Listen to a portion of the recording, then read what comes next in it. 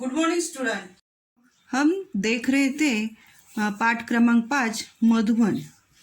तो पहले वीडियो में हमने देखा था कि अनुराग वर्मा कैसे रामकुमार वर्मा के घर पहुंचते हैं और वहां जाने के बाद उन दोनों में बातचीत शुरू हो जाती है।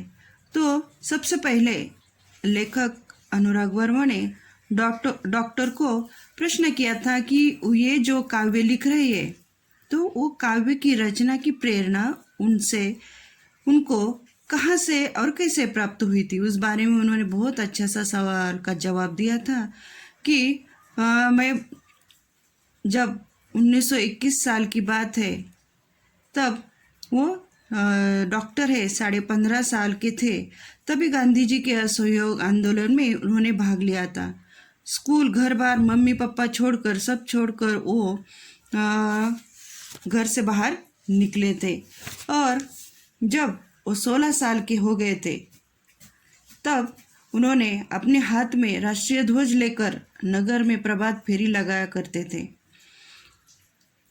उसी समय बोलो तो 1921 की बात है, तब उन्होंने उस समय देश प्रेम के ऊपर एक कविता लिखी थी और डॉक्टर बोल रहे यही मेरी कविता का मंगलाचरण। बोलो तो कविता लिखने का शुरुआत मैंने 1921 में की है। अभी तक हमने यही देखा था। आज हम देखने जा रहे दूसरा सवाल। लेखक ने पूछा, आप मध्य प्रदेश से उत्तर प्रदेश कैसे आए? अभी डॉक्टर क्या उत्तर देते हैं, तो हिंदी प्रेम ने मुझे मध्य प्रदेश से उत्तर प्रदेश आने को प्रेरित किया, क्योंकि उन दिनों नागपुर विश्वविद्यालय में हिंदी नहीं थी। सन 1925 में मैंने इंटर की परीक्षा उत्तीर्ण की। तत्पश्चात उच्च शिक्षा हेतु प्रयाग विश्वविद्यालय में प्रवेश ले लिया। मैंने इसी विश्वविद्यालय से एमए की परीक्षा प्रथम श्रेणी में उत्तीर्ण की। मैंने देखा कि डॉक्टर साहब के चेहरे पर गंभीरता के भाव साफ प्रतिबिंबित हो रहे थे। ऐसा प्रतीत हो रहा था जैसे वे अपनी अतीत में खो से गए हैं। मैंने पुनः सवाल किया तो यहाँ पर डॉक्टर मध्य प्रदेश से उत्तर प्रदेश आने की वजह बता रहे हैं।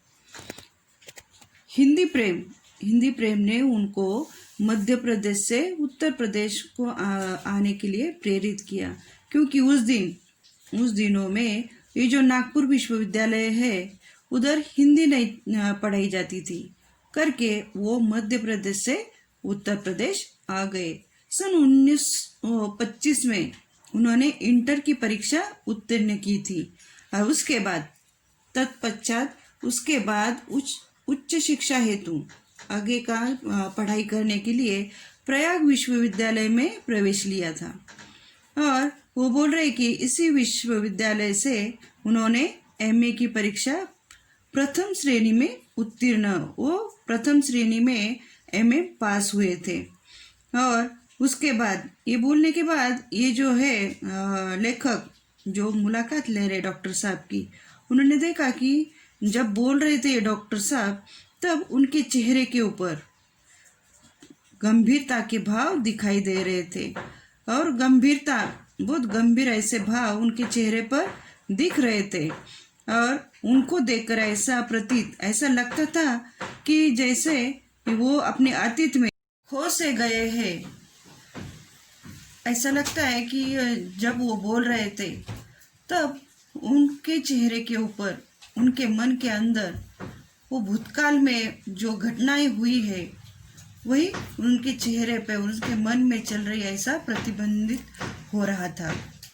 तो उन्होंने दूसरा सवाल किया कि डॉक्टर साहब, प्राय ऐसा देखा गया है कि कवियों एवं लेखकों के जीवन में उनका लौकिक प्रेम पारलौकिक प्रेम में बदल गया, क्या आपके साथ भी ऐसा हुआ है?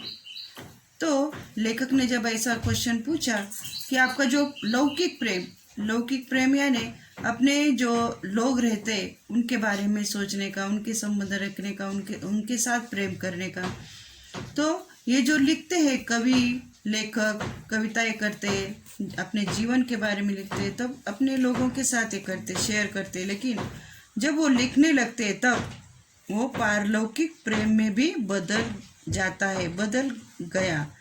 तो आपके साथ भी ऐसा हुआ है क्या? ऐसे प्रश्न पूछने के बाद डॉक्टर अनुराग जी बोल रहे हैं कि प्रेम मनुष्य की एक प्राकृतिक प्रवृत्ति है, ये साधारण प्रवृत्ति है, नैसर्गिक नेचुरल है। सन 1926 में मेरा विवाह हो गया और मैं गृहस्थ जीवन में आ गया।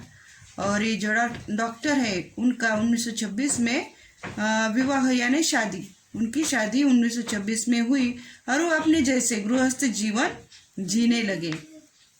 अब मुझे सात्विकता एवं नैतिकता से प्रेम हो गया। सात्विकता यानी सत्व गुण और नैतिकता यानी नीति नैतिक गुण, ऐसा। तो बोल रहे हैं कि जब उनकी शादी हो गई और वो गृहस्थ जीवन जी रहे थे तब उनके जीवन में सात्विकता सत्व गुण और नीति गुण ऐसे उनसे उनका प्रेम हो गया था। मैंने इसी समय यानी सन 1930 में कबीर का रहस्यवाद लिखा। डॉक्टर ने 1930 में कबीर का रहस्यवाद लिखा है। इतना अवश्य है कि मेरे जीवन के कुछ अनुभव कविता के माध्यम से प्रेरित हुए। जब उनके जीवन में कुछ ऐसे अनुभव आ गए तब उन्होंने उनका जो भी है अनुभव वो कविता के माध्यम से लिख के रखा, प्रेरित किया, सादर किया। तो मुझे बचपन से ही अभिनय का शौक था और प्रायः उत्सवों के अवसर पर नाटकों में भी भाग भी लिया करता था।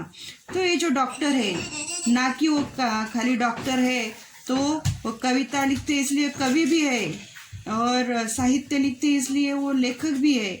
और वो बोल रहे हैं वो बचपन में अभिनय का भी उनको शौक था, तो अभिनयकार भी है।